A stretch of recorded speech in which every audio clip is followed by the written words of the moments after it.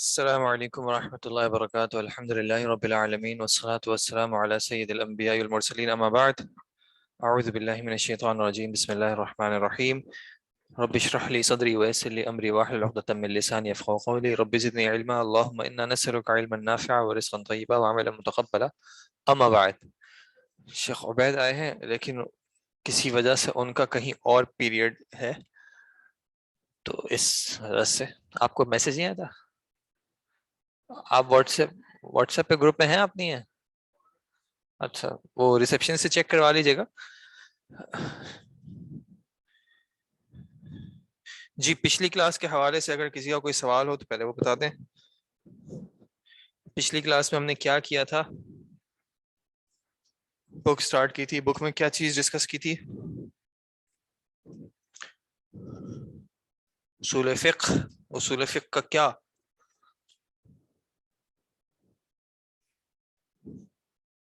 اصول فقہ کی ڈیفینیشن دیکھی تھی۔ اصول فقہ کی ڈیفینیشن میں کیا تھا کہ اصول فقہ میں کیا چیز کور کی جاتی ہے؟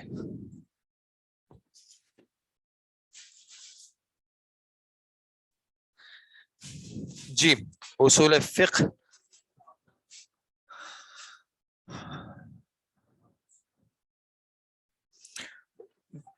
احکام کون سے والے احکام؟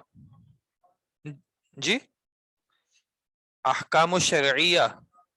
احکام الشرعیہ کو دیکھنا اور ان کے اجمالی ادلہ، اور ان سے کس طرح فائدہ اٹھایا جاتا ہے یا ان سے کس طرح فائدہ اخذ کیا جاتا ہے، اور وہ شخص جو کہ ان سے فائدہ اخذ کرے۔ ٹھیک ہے جی۔ اچھا، آج چونکہ ہماری ایکسٹرا کلاس ہے تو اس وجہ سے میں کچھ چیزیں ایکسٹرا ڈسکس کروں گا جو بک میں نہ بھی ہوں۔ بک نہ ہو تو بھی کوئی مسئلہ نہیں ہے، جو چیزیں ایکسٹرا ہیں وہ ایکسٹرا کے طور پہ ہوں گی، تو اس کو آپ نوٹ کر لیں، سمجھ لیں، کم از کم اچھی بات ہے۔ اچھا، ایک ڈسکشن جو ہے جو کہ ہمارے سلیبس کا حصہ نہیں ہے ویسے، لیکن انشاءاللہ آپ کے نیکسٹ ایئر بھی آئے گی، ہم نے ڈسکس کی احکام الشرعیہ۔ ٹھیک ہے، کہ یہ کچھ شرعی احکامات ہیں، حکم ہے۔ تو ایک سوال یہ ہے کہ حاکم کون ہے؟ ٹھیک ہے، کہ اصل میں حکم ان چیزوں کا دیا کس نے ہے؟ تو اس بات پہ تو اتفاق ہے کہ اللہ تعالیٰ نے جو ہے وہ حکم دیا ہے، یعنی اللہ تعالیٰ بحیثیت حاکم، اس میں تو امت مسلمہ میں کوئی اختلاف نہیں ہے۔ جو کہیں ایک اختلاف ہے وہ اللہ کے نبی صلی اللہ علیہ وسلم کی ذات پہ ہے، اور دوسرا جو ہے وہ عقل پہ ہے، کہ کیا اللہ کے نبی صلی اللہ علیہ وسلم بذات ہی جو ہے وہ حاکم تھے، یا وہ صرف رسول اور مبلغ تھے، اور اصل میں جو حکم تھا وہ اللہ تعالیٰ کا تھا۔ اور دوسرا جو ایک اختلاف ہے وہ ہے عقل کے حوالے سے، کہ کیا عقل میں اتنی استطاعت ہے کہ وہ شریعت کے احکامات یا اللہ تعالیٰ ہم سے جو چاہتا ہے اس کے حوالے سے ہماری رہنمائی کر سکے یا نہ کر سکے؟ کیوں؟ کیونکہ اللہ تعالیٰ نے قرآن میں کیا کہا؟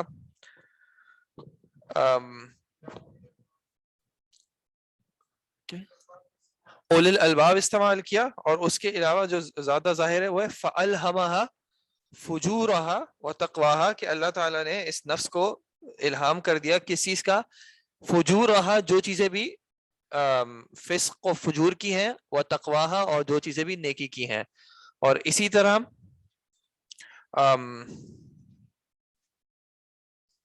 اِنَّا هَدَيْنَاهُ السَّبِيلَ إِمَّا شَاكِرًا وَإِمَّا كَفُورًا، کہ ہم نے اس کو ہدایت دے دی۔ تو اب اس میں ایک اختلاف، یعنی معاملہ اس طرح اگر سمجھ لیں کہ وہ شخص جس کے پاس شریعت نہیں پہنچی، کیا اللہ تعالیٰ نے اس کی فطرت کے اندر اتنی سمجھ رکھی ہے کہ وہ اچھائی اور برائی میں تمیز کر سکے یا نہیں؟ ٹھیک ہے، اور اس سے جو آگے ایک اختلاف آتا ہے جو پھر زیادہ پرابلمٹک بنتا ہے وہ یہ کہ اگر ہم یہ بات کہتے ہیں کہ انسان کی عقل میں یہ صلاحیت ہے کہ وہ نیکی اور بدی میں فرق کر سکے بغیر کسی اور طرح کی رہنمائی میں، تو جو اس موقف کو اختیار کرتے ہیں کہ اللہ تعالیٰ نے انسان کی عقل کو، انسان کی فطرت کو اتنا کیپیبل کیا ہے کہ وہ اچھائی اور برائی میں فرق کر سکے، چاہے اس کے پاس قرآن و حدیث کی، اللہ تعالیٰ کی طرف سے کسی اور طرح کی شریعت کی رہنمائی نہ آئے، تو ان میں جو ایک آگے جا کے ایک رویہ آ جاتا ہے وہ کیا آتا ہے کہ وہ قرآن و حدیث کو سمجھنے کے لیے اس کو اپنی عقل کے تابع کرتے ہیں۔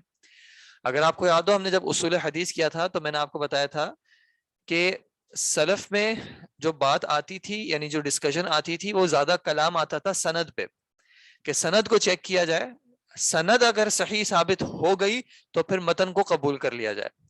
لیکن یہ جو سوچ ہے کہ عقل کے اندر اتنی صلاحیت ہے کہ وہ بذات ہی صحیح اور غلط میں فیصلہ کر سکتی ہے، تو پھر وہ آگے ایک اور سٹیپ جاتے ہیں اور وہ کہتے ہیں کہ اب متن کو بھی جو ہے ہم سمجھنے کے لیے اپنی عقل کو استعمال کریں گے، اور اس کا وہ مفہوم جو کہ ہماری عقل کے زیادہ موافق ہوگا، اللہ تعالیٰ کی مراد وہی ہونی چاہیے. یعنی وہ کہتے ہیں کہ اب آیات تو آ گئیں، ان آیات کا مطلب کیا ہے یا ان آیات سے اللہ تعالیٰ کی مراد کیا ہے، تو وہ مراد جو ہے وہ انسانی عقل کے مطابق ہونی چاہیے، یعنی اس کو اسی طرح معنی میں لایا جائے گا جو انسانی عقل کے مطابق ہو. اور جہاں پہ وہ کوئی ایسی بات ہمیں لگ رہی ہوگی جو کہ عقل کے مطابق نہیں ہے، تو پھر خاص کر احادیث میں یہ کام انہوں نے کیا کہ پھر اس حدیث پہ عمل نہیں کیا. ٹھیک ہے کہ اس کا جو مقتضا ہے وہ خلاف عقل ہے یا خلاف قیاس ہے، تو اس وجہ سے اس پہ عمل نہیں ہوگا. اور اگر قرآن میں کوئی ایسی بات آئی تو ان کا جو عمل تھا وہ زیادہ پھر تعویل کی طرف گیا، کہ انہوں نے اس آیت کی تعویل کی کہ اصل میں اس سے مراد جو ہے، وہ کہتے ہیں کہ ہاں یہ کلمہ جو ہے اس معنی میں استعمال ہوتا ہے، لیکن یہاں پہ چونکہ یہ بات اگر ہم اس کو ظاہر پہ لے لیں گے تو وہ عقل کے مخالف ہوگی، تو اس لیے ہم اس کی جو ہے تعویل کی طرف جائیں گے. ٹھیک ہے جی. تو یہ ایک گروہ رہا ہے جس نے عقل کو، اور ان کی جو بنیاد بنی تھی یعنی جو وجہ بنی تھی وہ یہ کہ آپ کو پتا ہے کہ یونانی فلسفہ جو تھا وہ جو ہے جب عرب کے پاس آیا، ٹھیک ہے، اس وقت مسلمان ایک اپنے عروج پہ تھے، تو مسلمانوں میں بھی یہ فکر تھی کہ بھائی ہم دوسری سویلائزیشنز کے بارے میں پڑھیں، ان سے جو چیزیں ہیں، جو نالج ہے یا ان کے جو فنون ہیں ان کو حاصل کریں.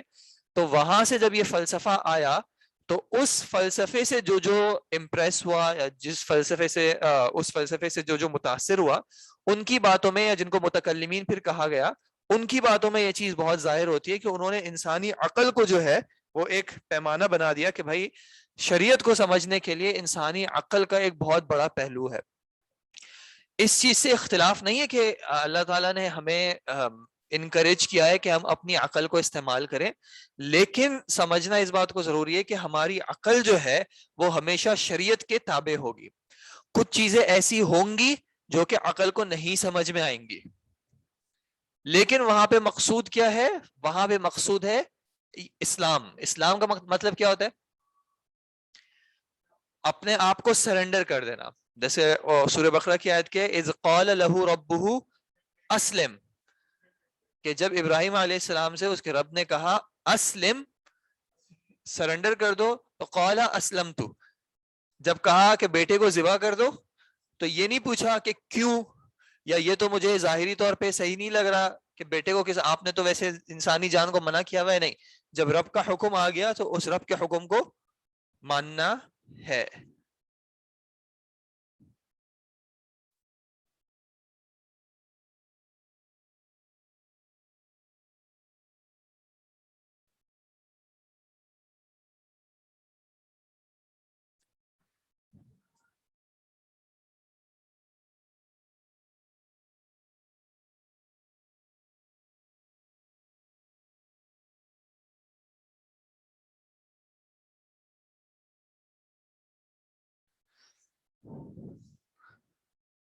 یہ آپ کا ایک جو سوال ہے آن لائن، وہ کون، آپ براہ مہربانی تھوڑا سا مجھے بتا دیجیے گا کہ آپ کس کا پوچھ رہی ہیں کہ کون. ٹھیک ہے، تو حاکم کے اعتبار سے ایک یہ ہے کہ کیا عقل جو ہے انسانی عقل وہ حاکم ہے یا نہیں ہے.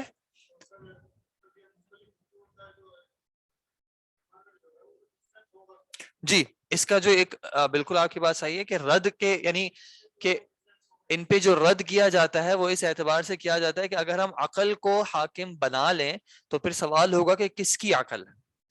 ٹھیک ہے، کون سی عقل ہوگی جس کو ہم کہیں گے کہ ہاں، کیونکہ انسانی عقول میں اختلاف آ جاتا ہے، ایک ہی معاملے میں انسانی عقول میں اختلاف آ جاتا ہے. ایک شخص ایک چیز کو صحیح سمجھ رہا ہوتا ہے جبکہ دوسرا شخص اسی چیز کو اسی کانٹیکس میں غلط سمجھ رہا ہوتا ہے. تو کس کی عقل جو ہے وہ معیار بنے گی یا میزان بنے گی.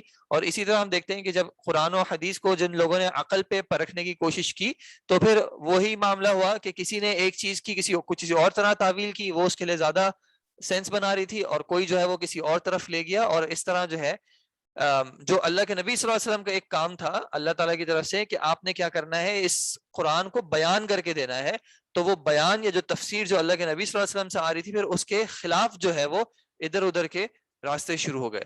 دوسرا جو معاملہ ہے کہ اللہ کے نبی صلی اللہ علیہ وسلم خود فی ذاتی ہی جو ہے وہ حاکم تھے یا نہیں تھے, تو اس میں ایک اختلاف ہے کہ آپ صلی اللہ علیہ وسلم نے کبھی کچھ باتیں ایسی کہیں کہ اگر میں کہتا تو یہ ہو جاتا, ٹھیک ہے, اگر میں اس کو اس طرح کہہ دیتا تو وہ تم پر واجب ہو جاتی. تو وہ پھر ایک ڈیٹیل کا اختلاف ہے. ابھی مقصد یہ ہے کہ اس چیز کو سمجھنا کہ حاکم کی ایک بحث ہے.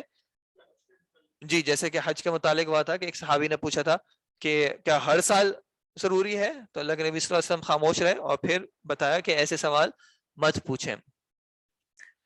جی, جو لوگ کہتے ہیں ہماری اگر وہی اللہ تعالیٰ کی مراد ہے, یہ گروپ کا نام جو ہے, یعنی یہ کون سا فرقہ تھا ابھی اس کا نام میں نہیں کہہ رہا, لیکن ویسے عام طور پہ متکلمین کی ایک اصطلاح ہے جو کہ اکثر جگہوں پہ استعمال ہوتی ہے, کہ جو کہیں نہ کہیں اہل کلام یا اہل فلسفہ جو ہیں ان میں یہ بات بہت زیادہ رائج رہی ہے, اور پھر مسلمانوں میں بھی کچھ گروپس میں یہ سوچ کہیں نہ کہیں جھلکی ہے کہ انہوں نے, جیسے آپ عقیدے میں پڑھیں گے انشاءاللہ کہ اللہ تعالیٰ کی صفات میں بھی اس معاملے کو کیا ہے کہ اللہ تعالیٰ کی صفات کو بھی عقل کے حوالے سے, یا پھر معجزات جو ہیں ان میں بھی کچھ جگہوں پہ کوشش کی ہے کہ یہ معجزہ جو ہے انسانی عقل کو نہیں سمجھ میں آتا, ایسا کیسا ممکن ہے, تو پھر اس کی کچھ تعویلات وغیرہ کی ہیں. نام آئیں گے, بہت نام آئیں گے آپ لوگوں کے پاس انشاءاللہ. اصل میں نام بتانے کے لیے پھر اس کا کانٹیکسٹ کلیریفائی کرنا پڑتا ہے نا, کہ ہر چیز ایک نام بتا دیا تو اس کا مطلب نہیں کہ پوری کی پوری ان کی چیز جو ہے وہ اس طرح غلط ہو جاتی ہے. پھر ان کا جو ایسپیکٹ ہوگا وہ تفصیل انشاءاللہ آپ لوگوں کے پاس آگے آئے گی. ٹھیک ہے جی. جی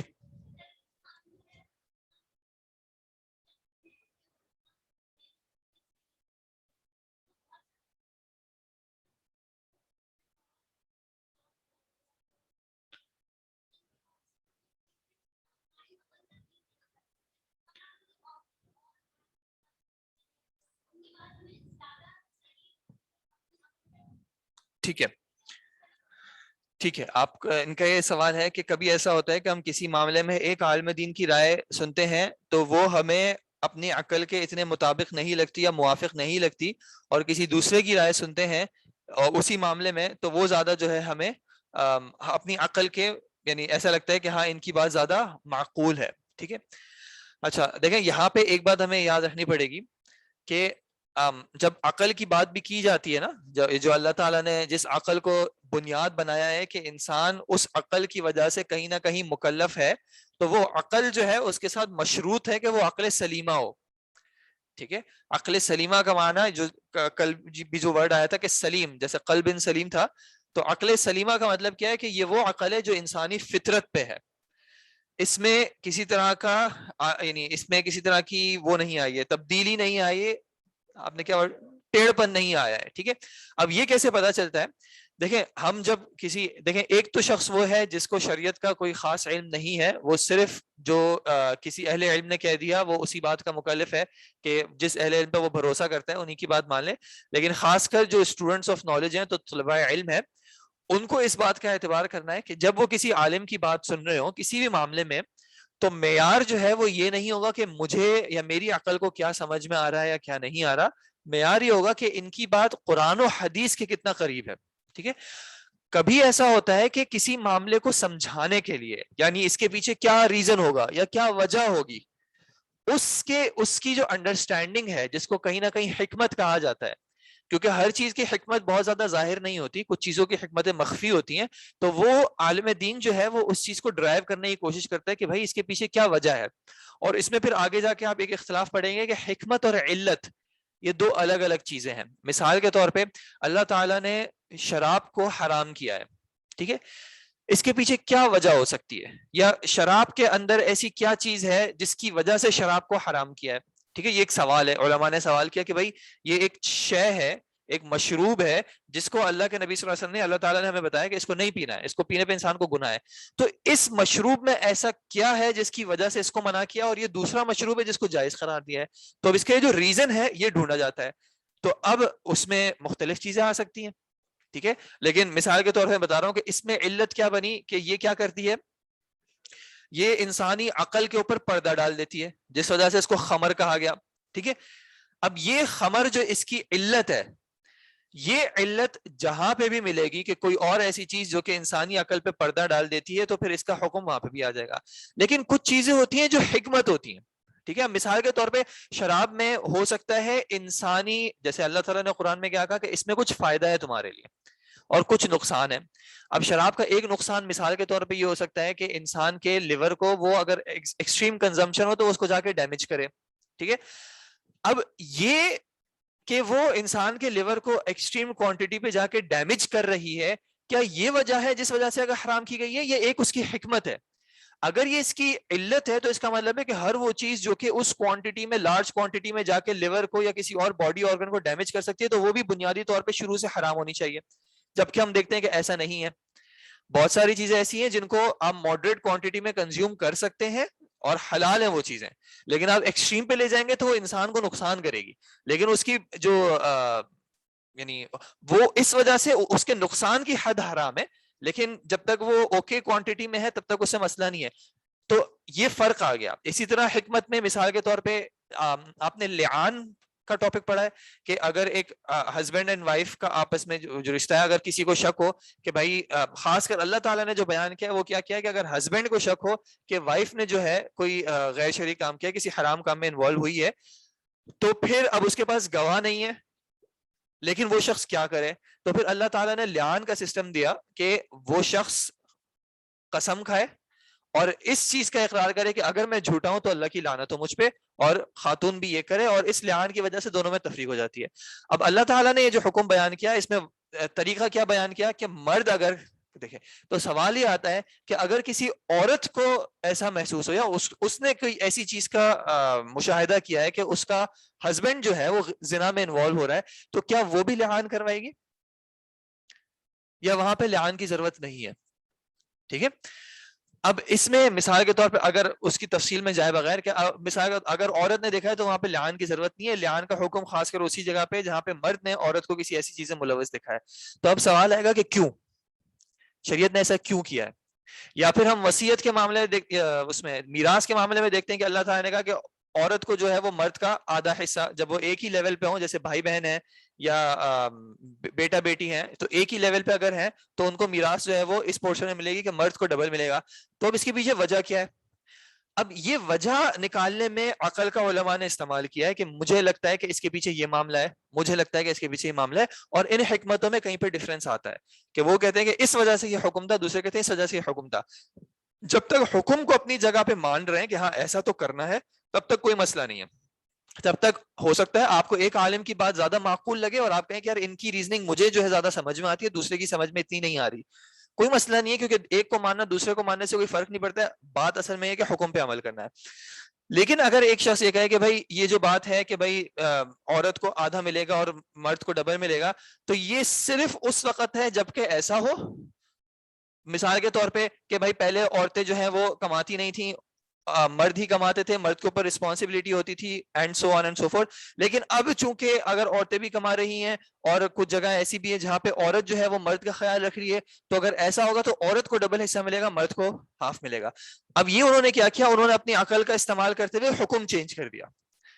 تو یہاں پہ یہ عقل جو ہے اس کی جو ہے اس کو فالو نہیں کیا جا سکتا. چاہے ہو سکتا ہے آپ کو یہ بات بہت معقول لگ رہی ہو کہ ہاں ایسا ہونا چاہیے، مجھے معقول، لیکن جہاں پہ یہ قرآن یا شریعت کے خلاف چلی گئی ہے، یعنی اس کے حکم کے خلاف چلی گئی ہے، تو پھر ہم یہ کہیں گے کہ چاہے یہ عقل آپ کو معقول لگ رہا ہو، لیکن مسئلہ کیا ہے کہ ہماری عقل جو ہے وہ مختلف فیکٹرز کی وجہ سے انفلوئنسڈ ہے.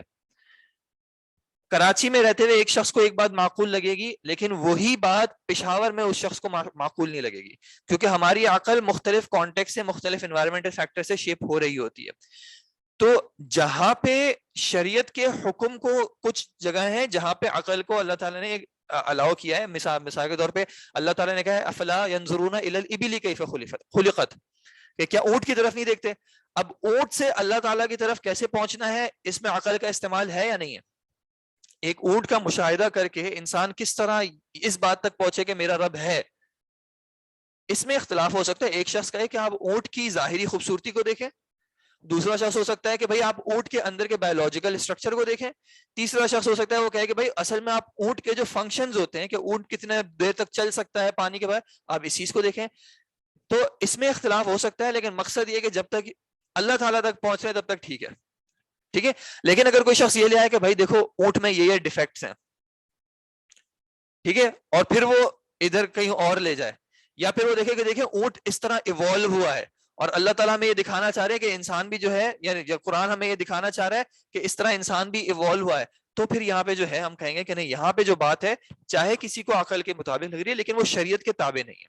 ٹھیک ہے، کچھ جگہوں پہ جہاں پہ اختلاف ہوتا ہے، اگر آپ دین کے طالب علم ہیں تو آپ کو کہیں نہ کہیں یہ ملکہ کچھ وقت کے ساتھ آتا رہے گا کہ ہاں ان کی بات شریعت کے اعتبار سے مجھے زیادہ قریب لگ رہی ہے، تو وہاں پہ یہ ایک اختلاف رائے جو ہے وہاں پہ شریعت میں ایک جائز ہے. اور ہم دیکھتے ہیں مثال کے طور پر امام ابو حنیفہ کے اپنے جو 2 اسٹوڈنٹس تھے مشہور، کون سے؟ امام محمد اور امام یوسف. ان دونوں نے بھی، ابو یوسف یا امام یوسف، اچھا خیر وہ نام چیک کر لیجیے گا، ایک تو محمد ہے، دوسرا میرے خیال میرے ذہن میں یوسف نام آ رہا ہے یا ابو یوسف ہے. انہوں نے بھی اپنے استاد سے کچھ جگہوں پہ اختلاف کیا ہے کہ بھائی یہ بات ہمیں جو ہے اتنا قریب نہیں لگ رہی، حق ہے، ہمیں دوسری بات زیادہ لگ رہی. اس کا مطلب نہیں ہے کہ امام صاحب گمراہ ہیں یا امام صاحب بالکل ہی جو ہے وہ ان کو گناہ مل رہا ہے، ایسی بات نہیں ہے. کبھی ہو سکتا ہے جیسے مشہور واقعہ صحابہ میں کہ اللہ کے نبی صلی اللہ علیہ وسلم نے کہا کہ اثر وہاں پڑھنا، کچھ نے کہا کہ بھائی یہ مراد، کچھ نے کہا کہ وہ مراد، دونوں کی انڈرسٹینڈنگ میں ڈفرنس آ گیا، تو وہ اختلاف اپنی جگہ پہ.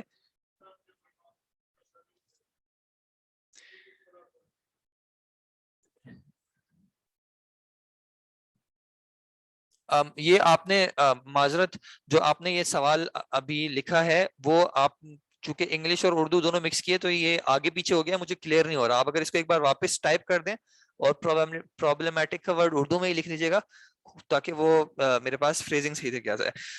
اچھا چلیں، یہ ایک بحث ہو گئی حاکم کی کہ اصل میں حکم دینے والا کون ہے.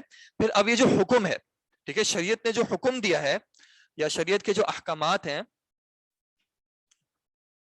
یہ بنیادی طور پہ 2 ڈفرنٹ کیٹیگریز کے یا 2 ڈفرنٹ ٹائپس کے ہیں.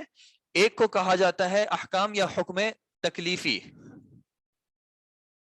تکلیفی، تکلیفی کا ورڈ کس سے نکلا ہے؟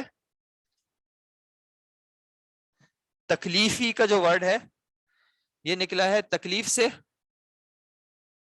تکلیف جو ہے وہ گرامر کے ایسپیکٹ سے کیا ہے؟ تکلیفن مصدر ہے، کس وزن پہ؟ کلفا کا مصدر ہے، کلفا یکلف تکلیف. اور اس سے کون سا ورڈ نکلا ہے؟ مکلف. مکلف کا ورڈ آپ نے سنا ہے پہلے؟ مکلف کا کیا معنی ہوتا ہے؟ جو کسی طرح کا رسپانسبل ہو، کہ آپ اس چیز کے مکلف ہیں، نہیں آپ اس کے آنسریبل ہیں، آپ اس کے رسپانسبل ہیں. ٹھیک ہے، تو ایک ہے حکم تکلیفی، جو ورڈ مکلف یعنی کلف یکلف سے حکم تکلیفی نکلا ہے، اور دوسرے کہلاتے ہیں الاحکام الوضعی. ٹھیک ہے، ان دونوں میں فرق کیا ہے کہ یہ وہ چیزیں ہیں جو کہ اللہ تعالیٰ نے ڈائریکٹلی انسان سے، یعنی یہاں پہ انسان کا عمل لازمی ہے، ضروری ہے، اس میں کچھ نہ کچھ یعنی انسان کے عمل کے حوالے سے ہی بات ہو رہی ہوتی ہے. پھر اس کی ڈفرنٹ ٹائپ سے وہ ہم کریں گے. اور احکام وضعیہ جو ہے یا حکم وضعی جو ہے وہ اصل میں ان کے لیے یا تو کہیں علامت ہے، یعنی کہ ایک سائن ہے، یا پھر کہیں پہ ایک وصف ہے. وصف کا معنی کیا ہوتا ہے؟ صفت. ٹھیک ہے، یعنی وضعی جو ہے ان کا ان سے تعلق ہوتا ہے. کبھی کبھی یہ انسان کے عمل سے تعلق رکھتے ہیں اور کبھی کبھی نہیں بھی رکھتے. احکام وضعیہ جو ہیں وہ اصل میں احکام تکلیفیہ کے لیے کسی طرح کی علامت ہوتے ہیں، کسی طرح کا وصف ہوتے ہیں، کسی طرح کی ان کے لیے ایک صفت ہوتے ہیں، اور ان کا ہمیشہ انسان کے عمل سے تعلق نہیں ہوتا، بلکہ یہ انسان کے عمل کے علاوہ بھی کسی اور چیز سے اس کا تعلق ہو سکتا ہے. ٹھیک ہے، بورڈ قریب نہیں ہو سکتا، کیمرے کو آپ کو واضح نہیں ہو رہا، ایسا معاملہ ہے؟ نہیں دکھ تو رہا ہے انشاءاللہ، جو لکھا ہوا ہے وہ آپ کو دکھ رہا ہے نا؟ تو علماء انکلیئر ہے.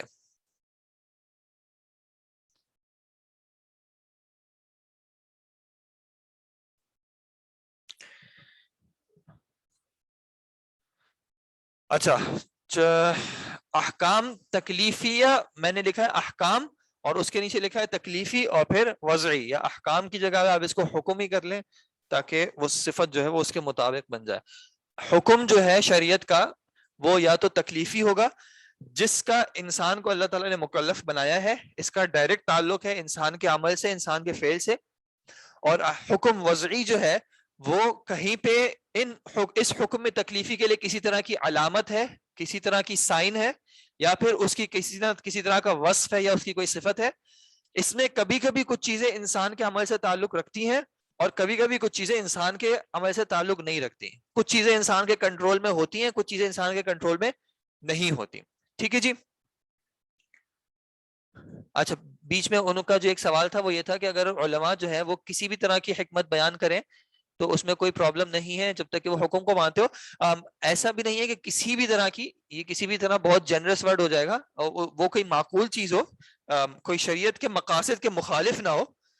شریعت کے مقاصد کے اگر مخالف ہوگی تو پھر پرابلمٹک بن جائے گی. جس طرح کے پردے کے معاملے میں کچھ نے کیا کہ بھائی وہ اللہ تعالیٰ نے جیسے بڑی عورت جو ہے اس کو کس وجہ سے پردے میں تخفیف کی کہ اس کی طرف رغبت نہیں ہوتی، تو اگر کوئی عورت ایسا محسوس کرتی ہے کہ اس کی طرف لوگوں کو رغبت نہیں ہوگی تو اس کے اوپر پردہ نہیں ہے. تو اس طرح کی اگر حکمت نکال کے کسی اور ڈائریکشن میں جائیں گے تو پھر پرابلم ہو سکتی ہے. ٹھیک ہے جی. علامت اور وصف سمجھ میں نہیں آیا ہے، کوئی مسئلہ نہیں. علامت کا معنی ہوتا ہے نشانی اور وصف کا مطلب ہوتا ہے کسی طرح کی اس کی کیریکٹرسٹک یا صفت. ان کی ڈیٹیلز میں ہم جائیں گے تو ابھی پریشان نہیں ہوئیے گا، فی الحال صرف ایک انٹروڈکشن کے طور پہ میں بتا رہا ہوں. تو حکم جو ہے وہ شریعت کا دو طرح کا ہوگا، یا وہ تکلیفی ہے جس کا تعلق انسان کے افعال سے ڈائریکٹلی ہوگا، یا پھر وہ وضعی ہے جن کا تعلق تکلیفی سے ڈائریکٹ ہوتا ہے. وضعی جو ہے وہ فی ذات ہی مطلوب نہیں ہوتے، وضعی جو ہے وہ ان کے لیے مطلوب ہوتے ہیں. ٹھیک ہے. اور یہ والے فی ذات ہی مطلوب ہوتے ہیں. ٹھیک ہے جی. اچھا، اب حکم تکلیفی جو ہیں وہ عام طور پہ 5 طرح کے کنسیڈر کیے جاتے ہیں. پہلا حکم ہے جس کو ہم کہتے ہیں واجب. دوسرا کون سا ہوتا ہے؟ اس کو جی مستحب کر دیں. تیسرا مباح کر دیں چلیں. پھر چوتھا مکروہ. پانچواں جی حرام. جہاں پہ بھی انسان سے کوئی عمل ایکسپیکٹڈ ہے وہ ان 5 میں سے کسی کیٹیگری میں فال کر رہا ہوگا کہ یا تو شریعت نے اس کو انسان کے اوپر واجب کیا ہوگا، یا پھر شریعت نے انسان کو اس کے لیے مستحب کیا ہوگا، یا پھر مباح کیا ہوگا، یا مکروہ کیا ہوگا، یا حرام کیا ہوگا. ٹھیک ہے جی. اب آسان اس میں اگر ہم دیکھیں کہ واجب کیا ہوتا ہے، جس میں شریعت کی ایک طلب ہے، طلب الفعل ہے. طلب الفعل کا مطلب کیا ہوتا ہے؟ شریعت نے انسان سے کوئی فعل طلب کیا ہے، ڈیمانڈ کیا ہے، لیکن وہ طلب کس طرح کی ہے؟ وہ طلب الزامی ہے. الزامی کا مطلب لازمی طور پہ کہ انسان کو یہ فعل کرنا لازمی ہے، اگر وہ کرے گا تو وہ ثواب کا مستحق ہوگا، اور اگر وہ نہیں کرے گا تو وہ گناہ کا مستحق ہوگا. ٹھیک ہے.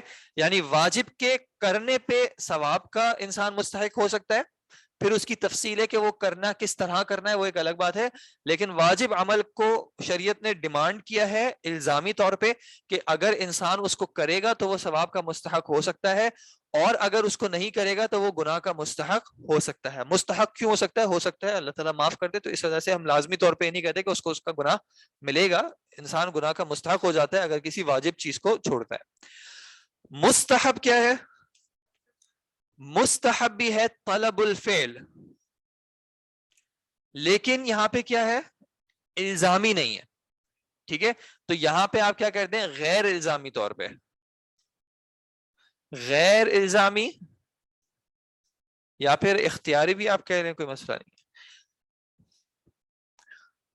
اس کا کیا مطلب ہوا کہ شریعت نے انسان کو ایک عمل کرنے کا کہا ہے لیکن وہ اس کے اوپر لازمی قرار نہیں دیا ہے. رعایت کس طرح شامل ہے کہ اگر انسان یہ کام کرتا ہے تو وہ ثواب کا مستحق ہوتا ہے، لیکن اگر وہ اس کام کو نہیں کرتا تو وہ گناہ کا مستحق نہیں ہوتا.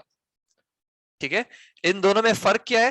کرنے کا دونوں میں ثواب کا استحقاق ہے, کرنے میں دونوں کا ثواب ہے, لیکن اس کو چھوڑنے کا گناہ ہے واجب کو, اس کو چھوڑنے کا گناہ نہیں ہے.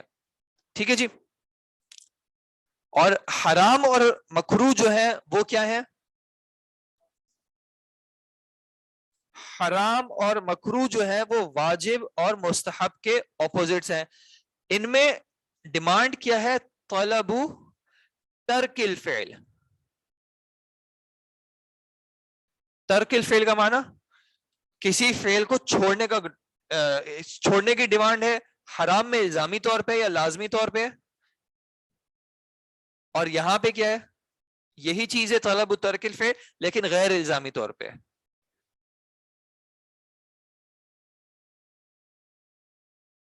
یعنی کہ شریعت نے اگر کسی چیز کو کہا ہے کہ انسان اس چیز کو چھوڑ دے, تو کبھی شریعت نے اس کو لازمی طور پہ کہا ہے. لازمی طور کا کیا مطلب ہے؟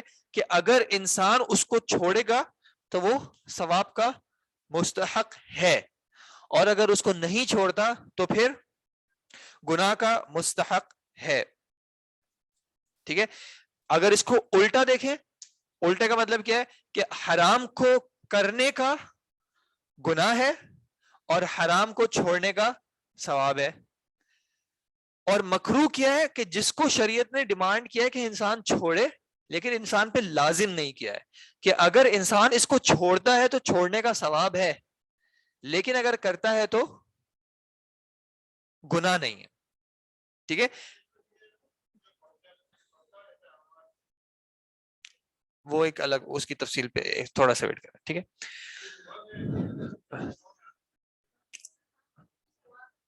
مکروہ کو اگر انسان چھوڑے تو اس کا ثواب ہے, اور اگر کر لے تو گناہ نہیں ہے.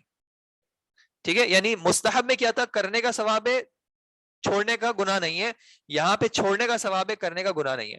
اچھا, یہ جو بات میں کہہ رہا ہوں کہ ثواب ہے, اب یہ ثواب جو ہے ایسا نہیں ہے کہ مثال کے طور پہ, یعنی اب اس میں خیر علماء کا کچھ اختلاف ہے. مثال کے طور پہ ابھی اس وقت ہم شراب نہیں پی رہے, تو کیا اس وقت شراب نہ پینے کا ہمیں ثواب ہے یا نہیں ہے؟ نہیں, ابھی شراب نہ پینے کا اس وقت ہمیں ثواب ہے یا نہیں ہے؟ جی. اچھا, اب کچھ نے کہا کہ بھائی اس طرح انسان جو بھی حرام عمل نہیں کر رہا نا, اس کو ہر وقت اس کا ثواب ہے. ٹھیک ہے. لیکن کچھ نے اس کو خاص کیا ہے اور کہا ہے کہ ایسا نہیں ہے کہ اب ایک وقت میں انسان بہت سارے یعنی گناہ نہیں کر رہا, جب اس کا موقع ہو, جب اس کو اس کی خواہش ہو اور اس کے لیے پاسبل ہو, اس کے باوجود وہ نہ کر رہا ہو, تو پھر ثواب ہے. خیر وہ ایک الگ تفصیل ہے. ان سب چیزوں میں کہیں نہ کہیں ایک نیت کا پہلو ہے اور ایک استطاعت کا پہلو بھی ہے. اس کی ڈیٹیل میں ابھی ہم نہیں جا رہے. آسانی کے لیے مکروہ وہ چیزیں ہیں جس کا شریعت نے ہم سے ایکسپیکٹ کیا ہے کہ ہم ان کو چھوڑ دیں, لیکن شریعت نے لازم نہیں کیا ہے. اگر آپ اس کو کر لیتے ہیں تو گناہ نہیں ہے, لیکن اگر آپ چھوڑتے ہیں تو شریعت نے اس کا ثواب آپ کے لیے رکھا ہے. اور مباح کیا ہے؟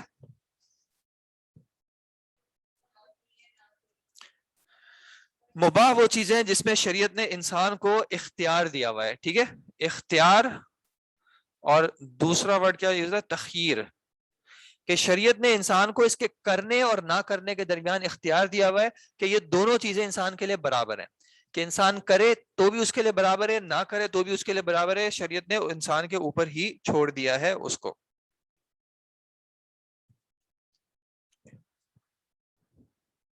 اب آپ مجھے ان پانچوں کی ایگزامپلز بتا دیں کہ واجب کی کیا ایگزامپل ہوگی؟ نماز پڑھنا. نماز پڑھنا واجب ہے. اچھا, پکا پکا واجب ہے جی. کون سی نماز واجب ہے یہ بتائیں. جو 5 نمازیں جو فرض ہیں, صلوات الخمس جو ہیں وہ واجب ہیں. ٹھیک ہے. ہر نماز واجب نہیں ہے. جی جی, نماز عام ہے. اس میں اور بھی, اور کون سی نماز ہے جو فرض نہیں ہے؟ مثال کے طور پہ صلاۃ اللیل جو ہے, اشراق کی نماز ہو گئی وغیرہ. ٹھیک ہے جی. تو فرائض یعنی فرض نمازیں واجب ہیں. کیا مطلب ہے؟ کہ اگر انسان ان کو پڑھتا ہے تو وہ ثواب کا مستحق ہے, لیکن اگر نہیں پڑھتا تو اس کو اس کا گناہ ہو سکتا ہے. اسی طرح اور کوئی اگزامپل؟ روزہ رکھنا. اچھا, 5 ارکان سے نکل کے اور کوئی چیز؟ وہ 5 ارکان سے نکل کے مثال کے طور پہ حجاب ہے, مردوں کے لیے خواتین کے لیے حجاب واجب، خیر دونوں کے لیے حجاب ہے، بٹ حجاب جو ہے وہ واجب ہے، اگر کیا تو انشاءاللہ ثواب ہے، نہ کرنے پہ اس کا گناہ ہے. ٹھیک ہے، اس کی ڈیٹیلز کے ساتھ. اچھا، جمعے کے دن کا غسل وہ مال اختلاف وہ واجب ہے کہ انسان اگر کرے تو اس کا ثواب ہے، نہ کرے تو گناہ ہے، لیکن اس میں علماء کا اختلاف ہے، وہ ایک الگ جگہ پہ. ٹھیک ہے، اور کوئی واضح چیز جو کہ واجب ہو جس میں کوئی اختلاف نہ ہو؟ کن کے؟ والدین کے حقوق ہو گئے، پڑوسی کے حقوق ہو گئے، ان کو ادا کرنا کیا ہے؟ واجب ہے کہ انسان حقوق العباد ادا کرنا واجب ہے، نہیں کرتا تو انسان گناہ کا مستحق ہو سکتا ہے. مستحب نفلی نماز ہو گئی، جو سنن رواتب ہیں کہ اللہ کے نبی صلی اللہ علیہ وسلم نے جو عام طور پہ سنتیں پڑھی تھیں وہ ہو گئیں. سنت موقدہ غیر موقدہ ساری اس میں آ گئی. ٹھیک ہے، اور نماز کے علاوہ، نماز کے علاوہ صدقہ کرنا. ٹھیک ہے جی، جمعے کے دن خوشبو لگانا یا خوشبو ویسے بھی لگانا، نیکی کے کاموں میں معاونت کرنا دوسروں کی. ٹھیک ہے، کوئی شخص جا رہا ہو اس کو اپنے سڑک ہیلپ کرنے میں کراس کرا دی، سڑک کراس کرنے میں ہیلپ کرا دی. جی ایک سیکنڈ، تقلید چیز کو راستے سے ہٹا دینا. عمرے کا آپ کا سوال ہے، عمرے میں اختلاف ہے کہ عمرہ جو ہے وہ واجب ہے یا نہیں. کچھ کے نزدیک جو ہے واجب ہے اور کچھ کے نزدیک مستحب ہے. ٹھیک ہے، اور کوئی ایک اور چیز بتا دیں مستحب کی جس کو کرنا ثواب ہے لیکن چھوڑ دینا گناہ نہیں ہے. وضو کرنے سے، ٹھیک ہے، سونے سے پہلے جو ہے وہ وضو کرنا مستحب ہے، پسندیدہ ہے. اگر انسان کرے تو اس کا ثواب ہے، نہ کرے تو اس کا کوئی گناہ نہیں ہے. قربانی آئے گی عید الاضحیٰ کی، جی اس میں بھی دو قول ہے. قربانی جو ہے وہ کچھ کے نزدیک سنت ہے تو ان کے نزدیک کرنے کا ثواب ہے، نہ کرنے کا گناہ نہیں ہے. اور کچھ کے نزدیک جو ہے وہ واجب ہے، تو وہ ڈیپینڈ کرتا ہے کہ آپ کس موقف پہ. مسواک جو ہے وہ بالکل صحیح ہے، مستحب ہے، اس کا ثواب ہے کرنے کا، نہ کرنے کا گناہ نہیں. ٹھیک ہے جی، مباح کی کیا ایگزامپل ہوگی؟ کوئی بھی دنیاوی امور، کوئی بھی دنیاوی ہو، کوئی بھی کسی کو تکلیف دینا.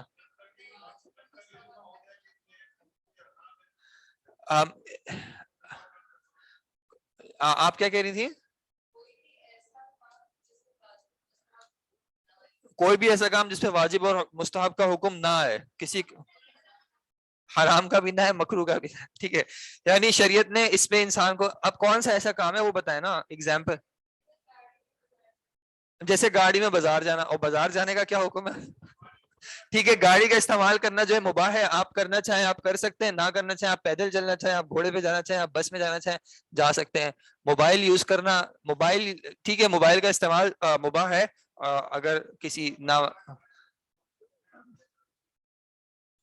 وہ مباح میں نہیں آئے گا، ہاں وہ اس میں دوسرے میں جائے گا، مباح میں نہیں آئے گا. ٹھیک ہے، ٹھیک ہے، جو شریعت نے کسی چیز کا اختیار دیا، آپ کو لنچ میں کیا کھانا ہے، اس میں بہت ساری چیزوں میں اختیار، آپ کچھ بھی کھا سکتے ہیں. ٹھیک ہے، مکروہ میں کیا آئے گا؟ ایک سیکنڈ بیٹھی جیسے، مومن کا تو کوئی بھی کام مباح نہیں ہوتا کہ نیت کے ساتھ. یہ والی جو بات ہے اس سے میں تھوڑی دیر بعد آتا ہوں، جو آپ نے بات کی ہے اس پہ آتا ہوں. جی مکروہ میں کیا آ جائے گا؟ کوئی ایگزامپل؟ پرانس جو کھاتے ہیں وہ ایک قول کے مطابق جو ہے وہ مکروہ ہے، اور باقی قول کے مطابق بالکل مباح ہے، کوئی مسئلہ نہیں ہے. یعنی اس میں اختلاف یہ ہے کہ یہ جو اس کا سمندر کا جو میتا ہے وہ حلال ہے، تو کچھ کے نزدیک وہ سمندر کے میتا میں صرف جو ہے مچھلی آتی ہے، یا وہ والی مچھلی آتی ہے جس کی ہم اوصافی طور پہ یعنی وصفی طور پہ ہم مشابہت بری جانوروں میں پا سکتے ہیں. یعنی بری جانور اللہ تعالیٰ نے جس طرح کے حلال کیے ہیں، اگر اس طرح کی اوصاف جو ہے وہ بحری جانور میں بھی ہو تو وہ جائز ہے. اور اگر اس کی مشابہت حرام سے ہو رہی ہو تو پھر وہ ان کے نزدیک حرام ہے. اور کچھ کے نزدیک تمام کے تمام جو سمندر کی مخلوقات ہے وہ جائز ہے. تو جن کے نزدیک جائز ہے ان کے نزدیک ہے پرون کا کھانا بھی جو ہے وہ حلال ہے. اچھا، لیکن جن کے نزدیک مکروہ بھی ہے تو ان کے نزدیک اس کا معنی کیا ہے مکروہ کا؟ تو کھانے سے گناہ نہیں ملے گا نا. ٹھیک ہے، کھانے، مکروہ کا مطلب ہے کھانے کا گناہ نہیں ہے، چھوڑنے کا ثواب ہے اگر مکروہ ہے تو. مکروہ کام وہ ہے جس کو کرنے کا گناہ نہیں ہے. مکروہ اور مستحب میں گناہ نہیں ہے, ٹھیک ہے, مکروہ کا کرنا گناہ نہیں ہے. تو اگر مثال کے طور پہ امی کہہ رہی ہوں کہ بیٹا پرون کھاؤ, پھر امی کی بات ماننا کیا ہے, فرض ہے, تو وہاں پہ پرون کھانے کا ثواب مل سکتا ہے. اچھا چلے ٹھیک ہے جی, میں نے آپ کو کہا تھا یہ ٹاپک ہمارا فقہ کا نہیں ہے, یہاں پہ کون سا فقی معاملہ صحیح ہے, کون سا عورتوں کا بال کٹوانا پتہ نہیں, معصیت لیکن مکروہ معصیت نہیں ہے نا. جی جی, معصیت یا شرک کے کام اس میں والدین کی فرمانبرداری ضروری نہیں ہے, بلکہ اس وقت نہیں کیا جا سکتا. جو عورتوں کا بال کٹوانے کا حکم, مجھے اس کی کوئی شرعی دلیل نہیں پتا کہ اس کے شریعت نے کہیں پہ عورت کو منع کیا ہو کہ بال نہیں کٹوائے. اگر کوئی شرعی دلیل ہو تو پھر اس کے حساب سے اس کا حکم میں آپ کو بتا سکتا ہوں, ورنہ مجھے نہیں پتا. ٹوٹے برتن میں کھانا, اس کی کیا دلیل تھی؟ ٹوٹے ہوئے برتن میں کھانا کھانا, انہوں نے مکروہ کی شاید اگزامپل دی ہے. مکروہ کو پھر سے ڈیفائن کر دوں, مکروہ وہ اعمال ہے جن کو شریعت نے کہا ہے کہ اگر آپ کر لیں تو اس کا گناہ نہیں ہے, لیکن اگر آپ چھوڑ دیں تو اس کا ثواب ہے. عشاء کی نماز سے پہلے سونا, ٹھیک ہے جی, عشاء کی نماز سے پہلے سونا جو ہے وہ مکروہ ہے, کہ اس کو کرنے کا گناہ نہیں ہے, لیکن اس کو ناپسندیدہ یعنی کہ چھوڑنا ثواب کا باعث ہے. ٹھیک ہے جی, نماز سے پہلے جو ہے ایسے کھانے کھانا جس سے منہ میں اسمیل رہ جائے. ٹھیک ہے جی. حرام میں کیا آ جائے گا؟ شراب حرام ہے, قتل کرنا حرام ہے, جھوٹ بولنا کانٹیکس کے ساتھ. ٹھیک ہے جی. اچھا, تو یہ کلیئر ہے کہ شریعت کا جو بھی, یعنی کسی بھی معاملے میں جہاں پہ انسان کا کوئی عمل آ رہا ہوگا, اس کو ان پانچوں میں سے کوئی حکم ملے گا. کوئی بھی رینڈملی آپ کام اٹھا لے, یا تو شریعت نے اس کو اس شخص پہ واجب کیا ہوگا, یا اس کو مستحب کیا رکھا ہوگا, یا مباح, یا مکروہ, یا پھر حرام. ٹھیک ہے. اچھا, ان پانچوں چیزوں میں یہ بات ہے کہ ان پانچوں چیزوں میں کہیں نہ کہیں انسان کی نیت شامل ہو جاتی ہے. نیت کی وجہ سے ان سب میں تغییر آ سکتی ہے. نیت کی وجہ سے مباح کام کرنے کا بھی ثواب مل سکتا ہے, نیت کی وجہ سے واجب کام کرنے کا بھی ہو سکتا ہے ثواب رک جائے. کیسے؟ ریا کرنا, آپ نماز پڑھ رہے ہیں لیکن آپ کی نیت کسی اور کو دکھانے کی ہے, تو پھر وہ اس نیک کام کا بھی آپ کو ثواب نہیں ملے گا, بلکہ الٹا گناہ بھی ہو سکتا ہے. ٹھیک ہے جی.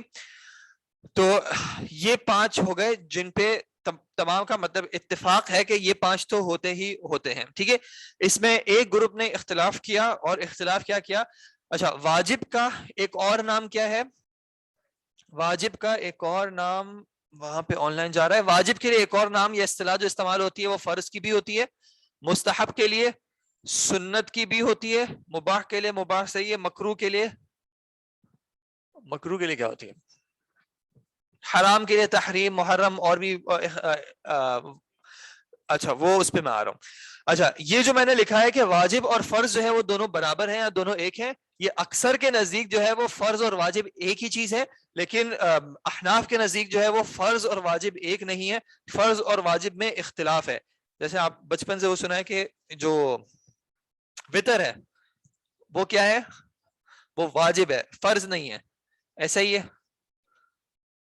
اچھا, اس اختلاف کو تھوڑا سا سمجھ لیں کہ یہ اختلاف ہے کیا, اور صرف فرض اور واجب میں نہیں ہے, اس میں فرض اور واجب میں بھی ہے اختلاف. احناف کے نزدیک فرض اور واجب ایک نہیں ہوتے.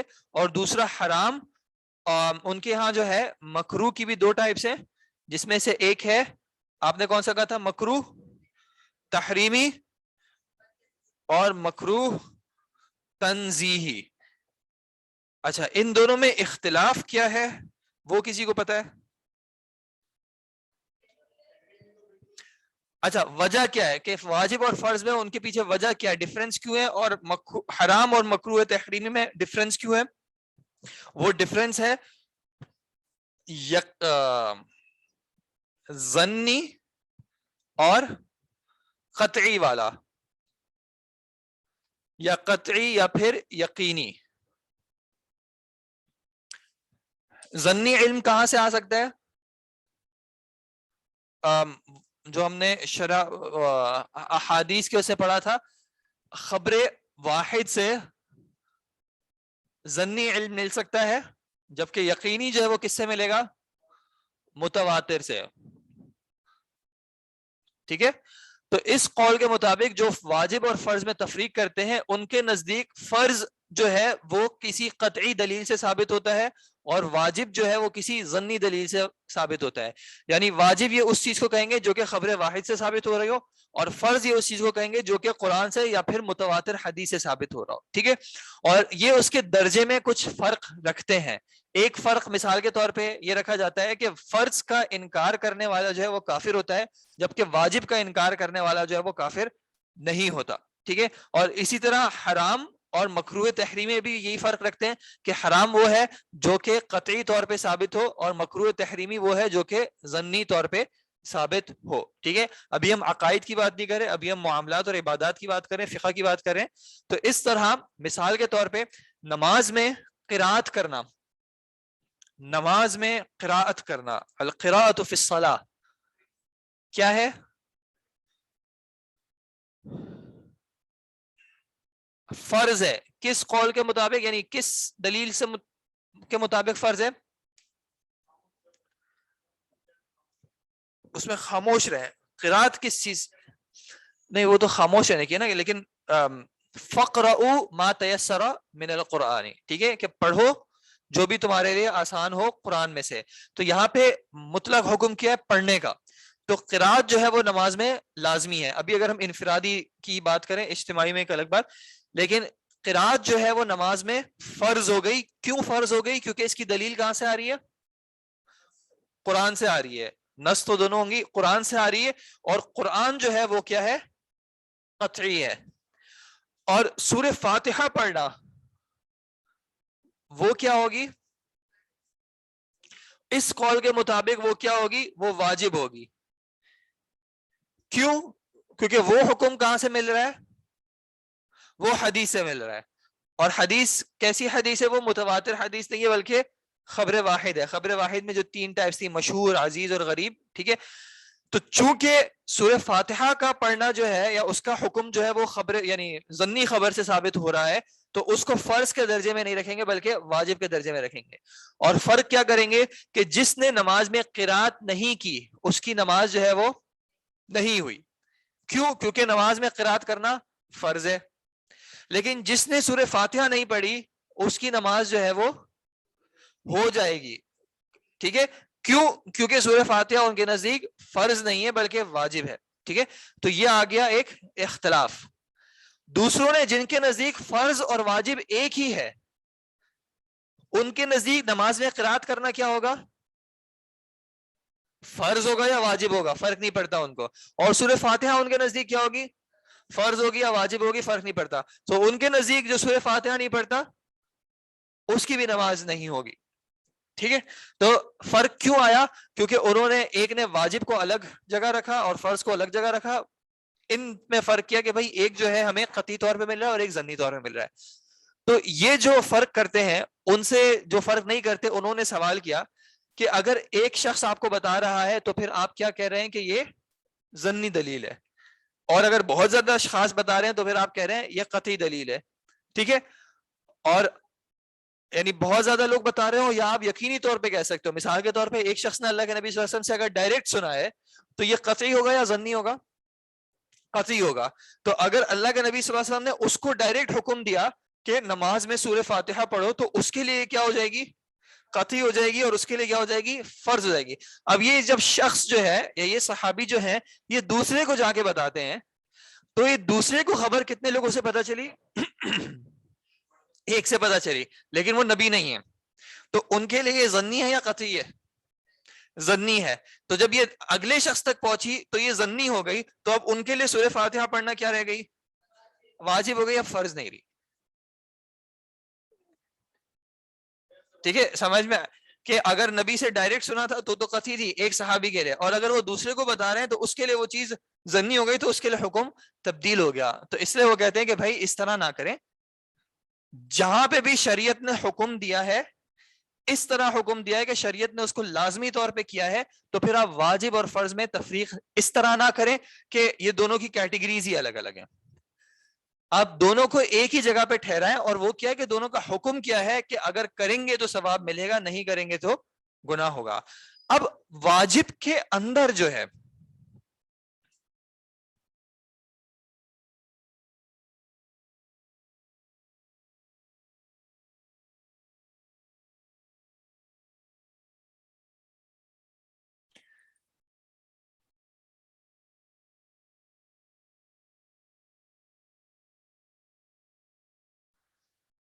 اب واجب کے اندر جو ہے وہ کیا کہتے ہیں، تفاوت پتہ ہے آپ کو کسے کہتے ہیں؟ یعنی واجب کے اندر گریڈنگ ہوگی، سارے واجبات برابر کے نہیں ہوں گے، درجات ہوں گے، واجب کے اندر درجات ہوں گے۔ مثال کے طور پہ امی کے ساتھ حسن سلوک اور ابو کے ساتھ حسن سلوک، دونوں کا حکم کیا ہے؟ دونوں کا حکم، دونوں واجب ہیں، امی کے ساتھ بھی حسن سلوک کرنا ہے اور ابو کے ساتھ بھی کرنا ہے، لیکن اگر دونوں میں سے ایک کا ایک وقت میں ہو پا رہا ہو تو کس کو کرنا؟ امی کا کرنا جو ہے وہ زیادہ اوجب ہوگا، ٹھیک ہے؟ ہیں دونوں واجب لیکن دونوں برابر کے نہیں ہیں، ٹھیک ہے؟ اور اسی طرح اور بھی بہت سارے معاملات ہیں، یعنی بہت ساری عبادات ہیں، دونوں چیزیں واجب ہیں لیکن دونوں واجب برابر نہیں ہیں، ٹھیک ہے؟ اور اسی طرح کوئی چیز پھر اور زیادہ فیکٹرز اور بہت سارے فیکٹرز آ جائیں گے کہ کس چیز کو کسی سے پرائرٹی دی جائے، لیکن کبھی ایسا ہوگا کہ دو چیزیں اختلاف آ جائیں گی اور دونوں چیزیں ایک ہی حکم میں آ رہی ہیں تو، اور دونوں نہیں پاسبل ایک ساتھ کرنا، تو پھر دونوں میں فرق کر کے کسی کو، اور ثواب میں بھی دونوں الگ الگ ہیں، کسی چیز کا ثواب بہت زیادہ ہے، کسی چیز کا ثواب تھوڑا کم ہے۔ مثال کے طور پہ نماز، جماعت کے ساتھ نماز پڑھنا ایک قول کے مطابق جو واجب ہے تو اس کا ثواب کتنا ہے؟ 25 سے 27%، لیکن وہی جماعت اگر حرم میں ہو رہی ہوگی، اب اس کا درجہ جو ہے وہ الگ ہو جائے گا۔ تو وہ کہتے ہیں کہ بھائی واجب اور فرض کو آپ کیٹیگری ایک ہی رکھیں، ان میں آپ تفاوت کر دیں یعنی درجات رکھ دیں، لیکن اس کو آپ الگ الگ اس طرح نہ کہیں کہ پھر یہ ایک طریقے سے مذاق اس طرح بن جائے گا، یا پھر یہ ہو جائے گا کہ بھائی آپ کسی بھی چیز کو ضنی کہہ دیں گے اور پھر آپ کہیں گے بھائی چونکہ یہ ضنی ہے اس وجہ سے اس کی اہمیت جو ہے کہ بھائی اللہ کے نبی صلی اللہ علیہ وسلم نے کہا تھا لیکن چونکہ ایک شخص سے پتا چل رہا ہے اس لیے ہاں اس کو مان لیں، لیکن اس کو ماننا اتنا ضروری نہیں ہے، ضروری ہے لیکن اتنا ضروری نہیں ہے، ٹھیک ہے؟ تو اس وجہ سے، لیکن خیر یہ ایک اختلاف ہے کہ عام اقوال کے مطابق، یعنی خاص کر اگر ہم فقہی اعتبار سے یا فقہی مسالک کے اعتبار سے دیکھیں تو جو 3 مسالک ہیں کم از کم ان میں یہ 5 احکام تکلیفیاں ہیں، لیکن احناف کے نزدیک یہ 5 نہیں ہے بلکہ کتنے ہو گئے؟ 6 اور 7 ہو گئے، ٹھیک ہے؟ تو ان کے نزدیک یہ 7 ہیں۔ آپ کو میں نے اس کی وجہ بتا دی کہ اس کی وجہ کیا ہے، اس کی وجہ دلیل میں ثبوت کے اعتبار سے وہ ظنی اور قطعی کا ایک فرق ہے، جس کی وجہ سے پھر وہ اس پہ تفریق کرتے ہیں، اور اس میں تفریق کرنے کی وجہ سے پھر احکام میں جو ہے آگے ان کے حکموں میں ایک اختلاف آتا ہے کہ کچھ کے نزدیک، مثال کے طور پہ وتر کی نماز، وتر کی نماز کیا کہیں گے؟ جی واجب کی گریڈنگ، یہ جو ایک ہی درجے میں اندر گریڈنگ ہوتی ہے یہ ہر جگہ پہ ہے، ٹھیک ہے جی؟ واجب وتر کا جو حکم ہے احناف کے نزدیک واجب ہے، کیونکہ وہ کہتے ہیں بھائی یہ صرف ضنی اس سے ثابت ہے، لیکن دوسروں کے نزدیک یہ کیا مستحب ہے، ٹھیک ہے؟ کیوں؟ کیونکہ وہ کہتے ہیں اللہ تعالیٰ نے دن میں کتنی نمازیں فرض کی ہیں؟ 5 نمازیں فرض کی ہیں، اور اسی کا دلیل ہے جب اللہ کے نبی صلی اللہ علیہ وسلم نے معاذ بن جبل کو بھیجا تھا تو کیا کہا تھا کہ ان کو بتا دینا کہ اللہ تعالیٰ نے تم پہ 5 نمازیں فرض کی ہیں، فی کل یوم و لیلہ، دن اور رات میں 5 نمازیں فرض کی ہیں۔ کچھ اور نمازیں ایسی ہیں جو کہ کسی سبب کی وجہ سے پھر اس میں ایک اختلاف ہے، مثال کے طور پہ تحیت المسجد جو ہے وہ لازمی ہے یا نہیں، وہ لیکن وہ روز روز کی نہیں ہے، وہ سبب کی وجہ سے، ٹھیک ہے؟ لیکن جو روز روز کی ہیں وہ 5 ہیں، تو اس اعتبار سے وتر کیا ہوئی؟ مستحب ہوئی۔ لیکن مستحب میں بھی جیسے میں نے کہا کہ تفاوت ہے، درجات ہیں، جیسے کہ وہ سنتیں جس پہ اللہ کے نبی صلی اللہ علیہ وسلم نے دوام اختیار کیا ہے، آپ نے روز پڑھی ہے اور آپ کبھی مس ہوئی تو آپ نے اس کو بعد میں بھی پڑھا ہے، اس کا درجہ الگ ہے، اور جس کو آپ صلی اللہ علیہ وسلم نے بہت زیادہ باقاعدگی سے نہیں کیا اس کا درجہ الگ ہے۔ دونوں ہیں شریعت کا حصہ، دونوں کو کرنے کا ثواب ہے، لیکن دونوں کے ثواب الگ الگ ہیں۔ اور دوسری ایک جو بات ہے، جو آپ نے ایک بات کہی تھی، دیکھیں انسان کا ایمان جو ہے وہ برابر نہیں ہے، ٹھیک ہے؟ کون سی آیت ہے؟ سورہ فاطر کی ایک آیت ہے،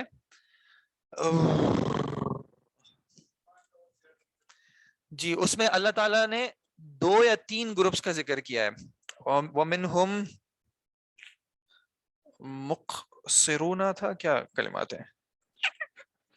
سورہ فاطر آیت نمبر آیت نمبر 32 ہے ثم اورثنا الکتاب الذین اصطفینا من عبادنا فمنهم ظالم لنفسه ومنهم مقتصد ومنهم سابق بالخیرات.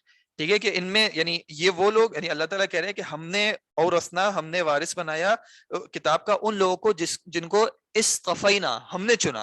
اور پھر انہی چننے میں اللہ تعالیٰ نے بتایا کہ ان میں سے وہ ہیں جو کہ اپنے نفسوں پر ظلم بھی کرتے ہیں, ان میں سے وہ ہیں جو درمیانے, اور پھر ان میں ایک سبقت لے جانے والے ہیں. اسی طرح سورہ واقعہ میں اللہ تعالیٰ نے اصحاب الیمین اور السابقون, تو ان میں فرق کیا ہے. اب مثال کے طور پہ منیمم ایمان کا درجہ کیا ہوگا کہ انسان واجب کرے اور حرام سے بچے, یہ منیمم ایمان ہے کہ صرف واجب ادا کر رہا ہے اور حرام سے بچ رہا ہے.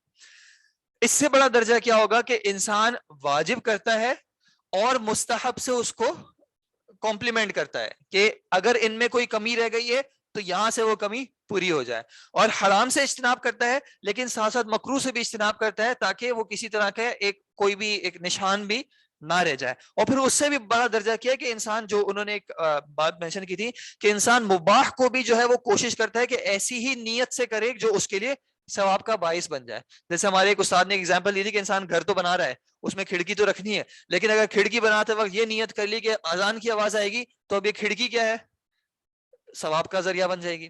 ٹھیک ہے, تو ایک جو سابقون جو ہے وہ ان سارے معاملات میں ہر وقت یہ خیال رکھیں گے کہ یہ سارے معاملات اسی طرح چلتے رہیں جس طرح اللہ تعالیٰ ہم سے چاہتا ہے.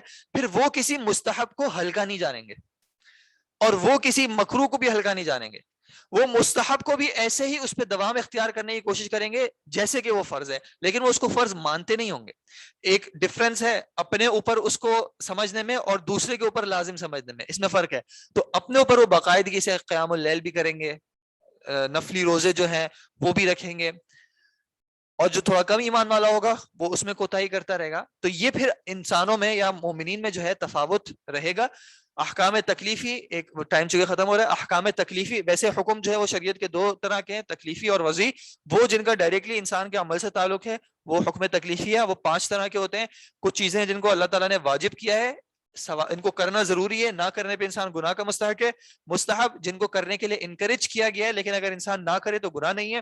مباح جن میں اللہ تعالیٰ نے انسان کو پورا اختیار دیا ہوا ہے, کرنا نہ کرنا ایک اعتبار سے برابر ہے. مکروہ جن کو چھوڑنا جو ہے وہ زیادہ بہتر ہے, کرنے میں گناہ نہیں ہے. اور حرام جن کا کرنا جو ہے وہ گناہ کا باعث ہے اور ان کو چھوڑنا جو ہے وہ ثواب کا باعث ہے.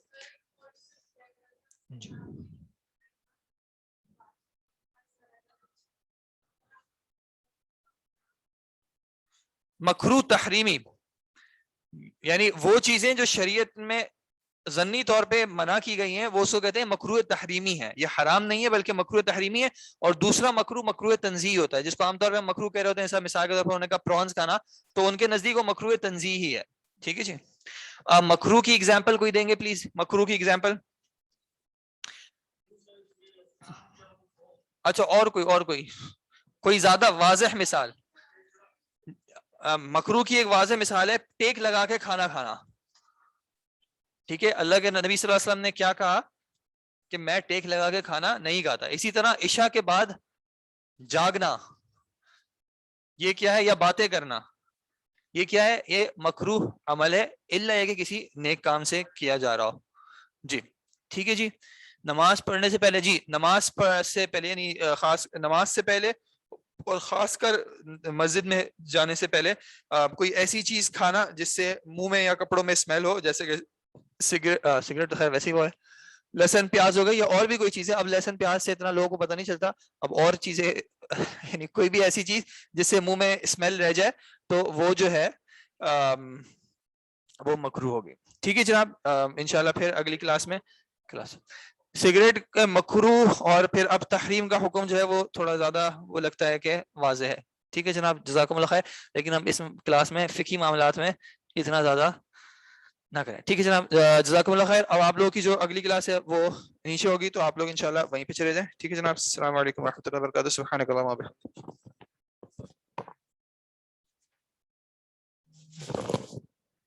یہ آن لائن جو اسٹوڈنٹس ہیں ان کو ایک بار صرف ریمائنڈ کرا دوں کہ یہ جو آپ کی دلائل اسلام کی کلاس ہے یہ کسی وجہ سے جو ہے وہ زوم پہ نہیں ہو سکتی.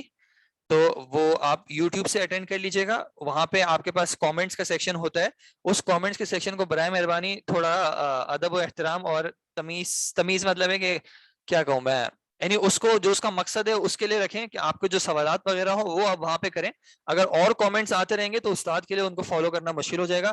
اور اگر آپ کا واقعی کوئی ارجنٹ یا برننگ کویشچن ہو تو آپ کوشش کر کے کلاس میں جو آن کیمپس اسٹوڈنٹس ہیں ان میں سے کسی سے رابطہ کر کے ان کو اپنا سوال کسی طرح پہنچا دیں تاکہ وہ جو ہے وہ استاد تک اس کو پہنچا سکیں.